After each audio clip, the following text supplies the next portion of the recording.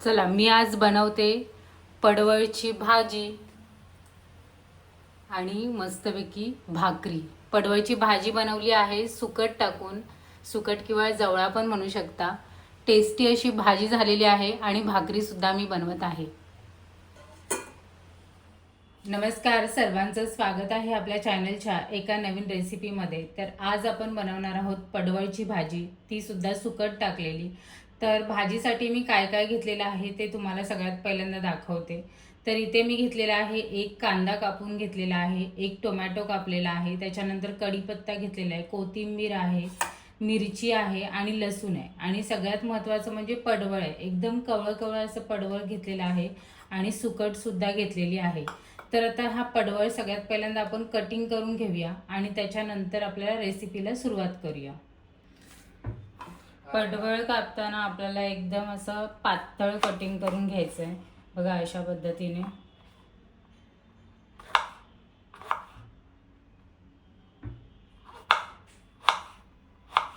एकदम पातळ पातळ कट करून घ्यायचं।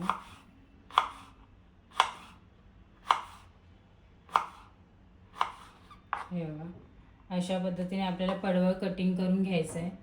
याच पद्धतीने मी सगळं पडवळ जे आहे ते कटिंग करून घेते आणि नंतर मग आपण भाजी बनवायला सुरुवात करूया।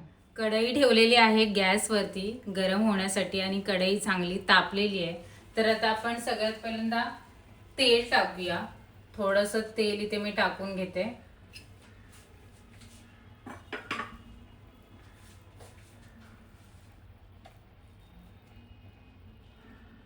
बघा तेल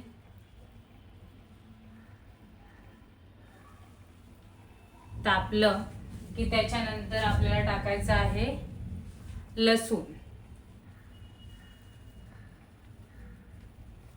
तर लसूण टाकूया।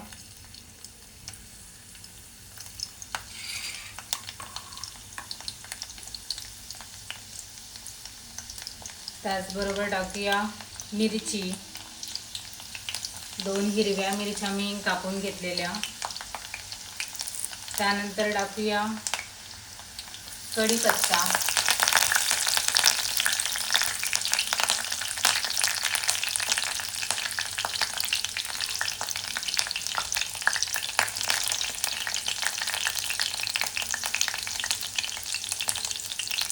कढीपत्ता टाकल्याच्या नंतर आपल्याला टाकायचा आहे कांदा।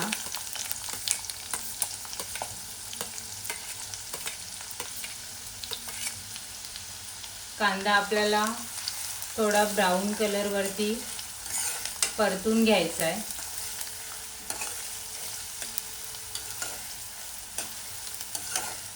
पावसाळ्यामध्ये ही पडवळची भाजी खूप छान लागते आणि सुकट टाकलेली भाजी तर खूपच छान लागते। तर सुकट टाकलेली पडवळची भाजी आणि त्याच्याबरोबर भाकरी खरंच खूप छान कॉम्बिनेशन आहे।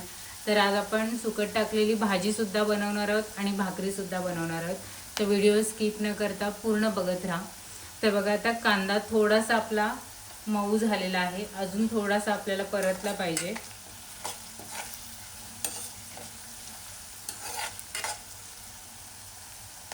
आता आपल्याला टाकायचं आहे टोमॅटो। तर टोमॅटो आणि कांदा पुढचा राहिलेला जो आहे तो दोन्ही एकत्र शिजणार, त्यामुळे या स्टेजला आपल्याला टोमॅटो टाकायचा आहे। तर बघा टोमॅटो चांगला मिक्स करून घ्यायचा आणि कांद्यासोबत त्याला 1 मिनिटभर शिजून द्यायचं आहे, म्हणजे टोमॅटो सुद्धा नरम पडला पाहिजे। आता कांदा टोमॅटो चांगला परतलेला आहे। आता आपल्याला बेसिक मसाले ॲड करायचे आहेत। त्याच्यामध्ये सगळ्यात पहिल्यांदा मी टाकणार आहे थोडीशी हळद, बघा त्याच्यानंतर टाकणार आहे गरम मसाला, थोडासा गरम मसाला, त्यानंतर टाकणार आहे लाल तिखट मसाला, 2 अर्धे चमचे लाल तिखट मसाला टाकणार आहे। आता हे सगळं व्यवस्थित मिक्स करून घेऊया आणि त्यानंतर आपल्याला टाकायचं आहे चिरलेलं पडवळ। हे बघा अशा पद्धतीने मी हे पडवळ चिरून घेतलं होतं। आता हे सगळं आपण कढईमध्ये टाकूया। आणि याला व्यवस्थित असं मिक्स करून घेऊया.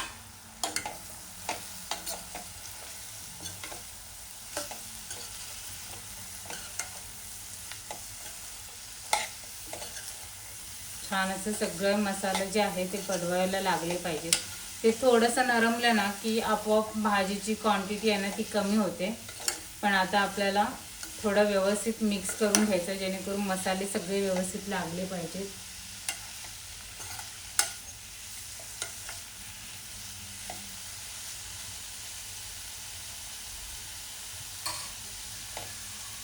आता आपण काय करूया, ह्याला 2 मिनिटं झाकण ठेवून देऊया. झाकण ठेवल्याच्या नंतर भाजी व्यवस्थित आतमध्ये नरमली पाहिजे.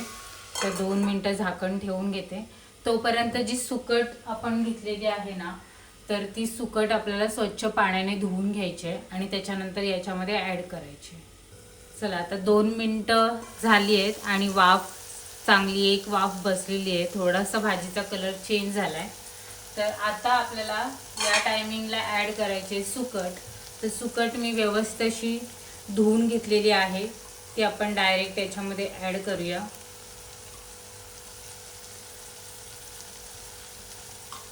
त्यानंतर आपल्याला ॲड करायचे आहे आमसूल किंवा याला उसरीसुद्धा म्हणतात. आंब्याची सुकवलेली आमसूल आहे, तर तीसुद्धा आपल्याला ह्याच्यामध्ये टाकायची आहे आणि सगळं व्यवस्थित असं मिक्स करून घ्यायचं आहे. सुकट सगळ्या भाजीला लागली पाहिजे.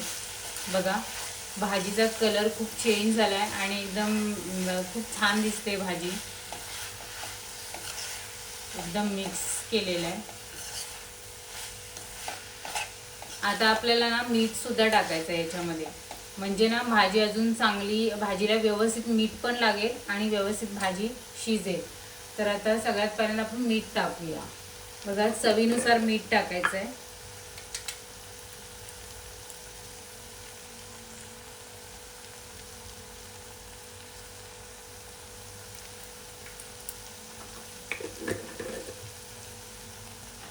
मीठसुद्धा व्यवस्थित असं मिक्स करून घेऊया.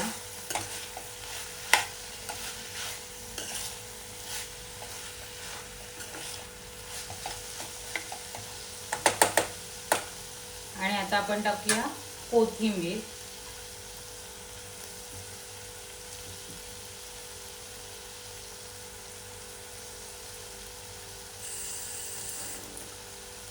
आणि भाजीवर ठेवूया झाकण. आता भाजी चांगली 5 ते 7 मिनिटं व्यवस्थित शिजली पाहिजे. आणि तोपर्यंत आपण भाकरी भाजायला घेऊयात. चला मस्त वाफ निघाली आहे भाजीला. तर मिक्स करून घ्यायची. बघू शकता किती छान दिसते भाजी. पूर्ण सुखट मसाले सगळे पडवळाला व्यवस्थित लागलेले आहेत आणि वाससुद्धा खूप चांगला येतोय सुट्टीचा. तर आता अजून 1-2 मिनटं मी या भाजीला वाफ देते, पण आता मी दुसऱ्या गॅसवरती या भाजीला शिफ्ट करते.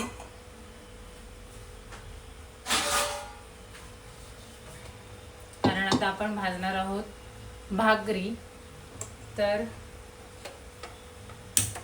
दुसऱ्या गॅसवरती कढई ठेवून घेते आणि भाकरीचा तवा गॅसवरती ठेवते गरम होण्यासाठी. तवा गरम होतोय तोपर्यंत आपण भाकरीचं पीठ मळून घेणार आहोत. आता परातीमध्ये मी पीठ काढून घेतलं. एक अंदाजे मी 5-6 भाकऱ्या याच्यापासून बनवणार आहे. तर पीठ परातीमध्ये काढून घेतलं. गरम पाणी पहिल्यांदा आपल्याला ओतायचं आहे पिठावरून.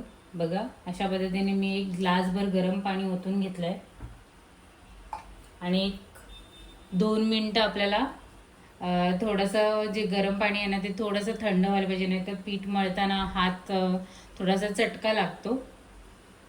तर बघा तिकडे आपलं पडवळची भाजी थोडीशी शिजते, इकडे आपण तवा गरम करत ठेवलाय भाकरीसाठी. आता मी पीठ व्यवस्थित असं मळून घेते. थोडं थोडं अंदाजे पाणी टाकायचं आणि पीठ मळून घ्यायचं. तर भाकरी भाजताना आहे ना काय काय असतात, म्हणजे काय काय लोक भाकरी उकड काढून सुद्धा बनवतात, पण आमच्याकडे जे कोकणामध्ये आहे ना त्या भाकरी आम्ही अशीच बनवतो, उकड वगैरे नाही काढत.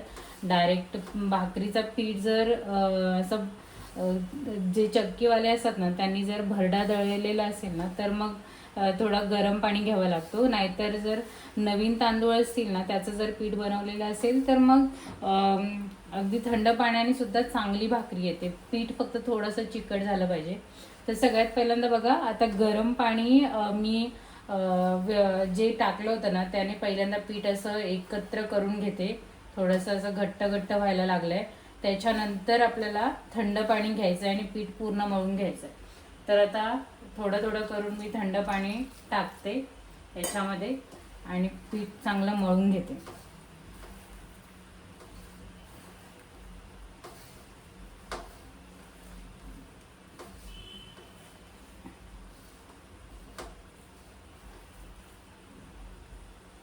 बघा कसा छान गोळा तयार झालाय पिठाचा. अगदी अर्ध्या वाटीभर पाणी टाकून टाकून मी हा व्यवस्थित असा मळून घेतला. बघू शकता एकदम मऊसूत मळलाय पीठ. आता हा सगळा एकत्र करून घ्यायचा. आणि मी काय करते, मला जेवढ्या भाकऱ्या करायच्या आहेत ना तेवढ्या पहिल्यांदा आधी पिठाचे गोळे करून घेते. म्हणजे तेवढ्याच समप्रमाणामध्ये आणि तेवढ्याच भाकऱ्या येतात, एक्स्ट्रा नाही. आणि थोडंसं कधी कधी होतं आपण डायरेक्ट घ्यायला गेलं ना तर भाकरी खालीवर होते, म्हणजे छोटी मोठी होते. तर बघा अंदाजे असे गोळे करून घेते मी. आता मी बोलले होते की 5-6 भाकऱ्या मी बनवणार आहे. तर बघूया आपण किती होत आहेत.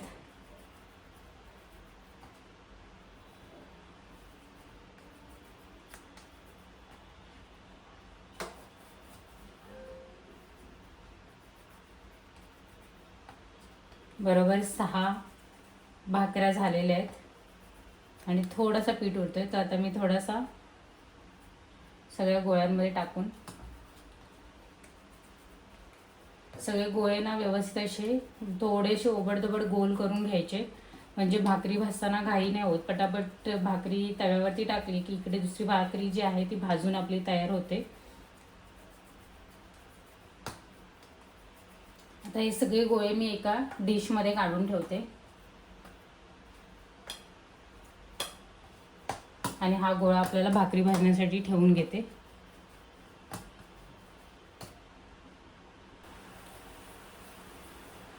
तो व्यवस्थित गोळा असा गोल करून घ्यायचा.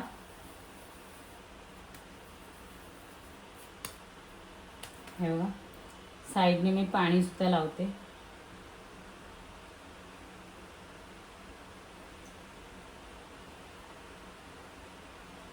आपल्याला आता सुकं पीठ टाकून घ्यायचं. परातीमध्ये सुकं पीठ टाकून घ्यायचं.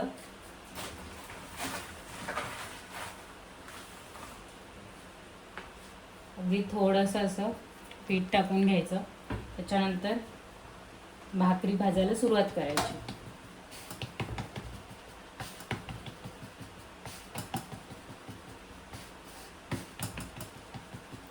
मी अशाच पद्धतीने कोणती पण भाकरी बनवते. म्हणजे नाचणीची असेल, ज्वारीची असेल, बाजरीची असेल, अशाच पद्धतीने भाकरी बनवते. एकदम छान भाकरी येते.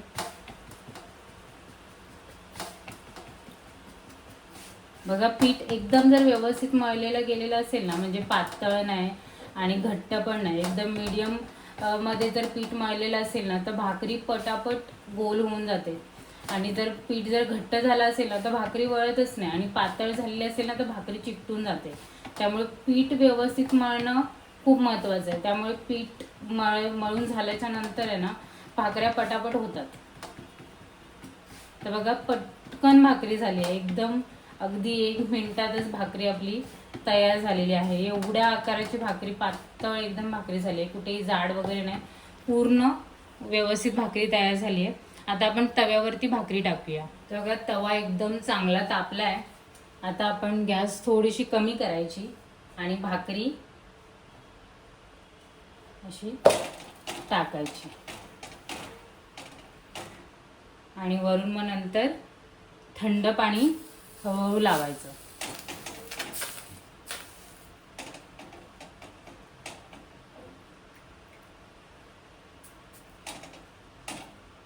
पूर्ण भाकरीला लावायचं. जर नाही लागलं ना तर काय होतं माहिती आहे, भाकरी जेव्हा शेकते ना तेव्हा एकदम असं पीठ पीठ लागल्यासारखं वाटतं. त्यामुळे भाकरीला पूर्ण पाणी लावून घ्यायचं. तर थोडा वेळ तशीच भाकरी ठेवून घ्यायची. तोपर्यंत आपला दुसरा पीठ आहे ना तो मळायला घ्यायचा, इकडे गोल करायला घ्यायचा.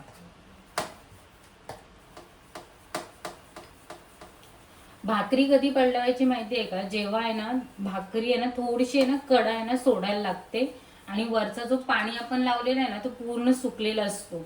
अशा वेळेला आपण जर भाकरी पलटली ना तर अर्ध्या साईडनी ती पूर्ण शेकलेली असते.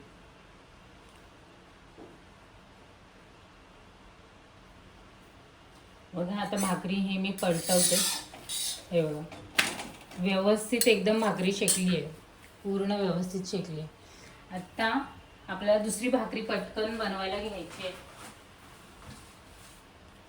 तर एक भाकरी होईपर्यंत मी तुम्हाला दाखवते.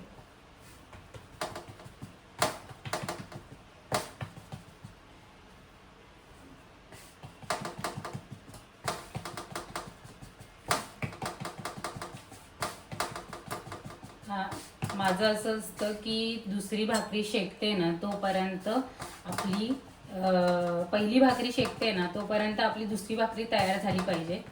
म्हणजे भाकऱ्या एकदम पटापट होतात. म्हणजे भाजी कधी कधी तिकडे आपण शिजत टाकली ना तर ती भाजी शिजायच्या आधीच आपल्या भाकऱ्या तयार झालेल्या असतात. म्हणजे किंवा भाजी आधी शिजत टाकायची आणि लगेच भाकऱ्या करायला घ्यायच्या, म्हणजे गरम गरम भाजी आणि भाकरी खाता येते.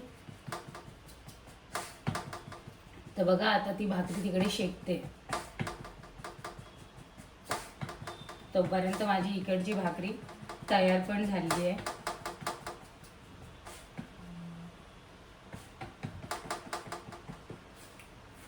तर बघूयात आपण भाकरी पलटी झाली आहे पटकन, म्हणजे थोडी व्यवस्थित शेकली आहे. अजून एका बाजूने व्यवस्थित शेकली पाहिजे. गॅस फास्ट करायची, एकदम फास्ट गॅसवरती आपल्याला भाकरी करायची.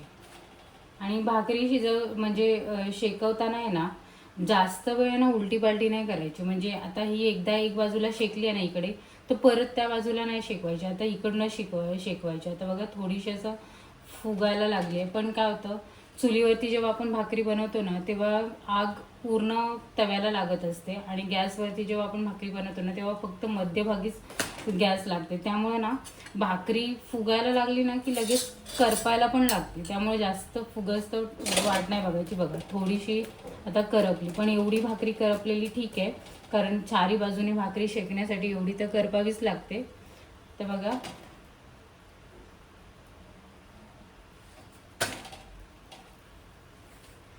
व्यवस्थित अशी चारी साईडने भाकरी शेकवून घ्यायची. नाहीतर काय होतं, कडा असतात ना तर त्या अशा कच्च्या राहतात आणि पीठ पीठ लागतं. त्यामुळे व्यवस्थित शेकवून घ्यायची.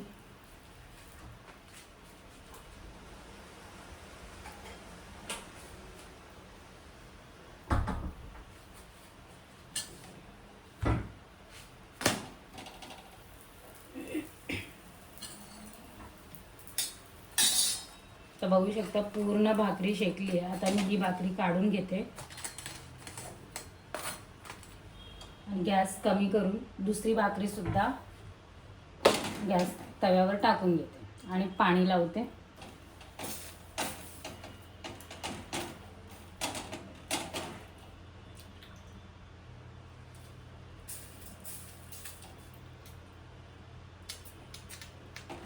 अशा पटापट भाकऱ्या शेकायला लागल्या ना की एकदम मजा येते पटापट बनवायला. आता सगळ्या भाकऱ्या मी करून घेते आणि लास्टला तुम्हाला भाजी भाकरी कशी झाली ते दाखवते. भाजी सुकट टाकलेली रेसिपी मी तुम्हाला दाखवली, ती तुम्हाला कशी वाटली हे मला नक्की सांगा. आता भाजी आणि भाकरी आपली तयार झालेली आहे. खूप सुंदर चव लागते अशा पद्धतीने भाजी बनवल्याच्या नंतर. आणि त्याचबरोबर भाकरी कशी बनवायची हे सुद्धा मी तुम्हाला सांगितलं. तर व्हिडिओ कशी वाटली, रेसिपी कशी वाटली हे मला कमेंटमध्ये नक्की सांगा. आणि व्हिडिओ जर आवडली असेल तर व्हिडिओला लाईक करा, शेअर करा आणि चॅनलवरती जर नवीन असाल तर चॅनलला नक्की सबस्क्राईब करा. भेटूयात आपण पुढच्या नवीन रेसिपीसोबत नवीन व्हिडिओमध्ये. तोपर्यंत सर्वांना श्री स्वामी समर्थ. जय जय स्वामी समर्थ.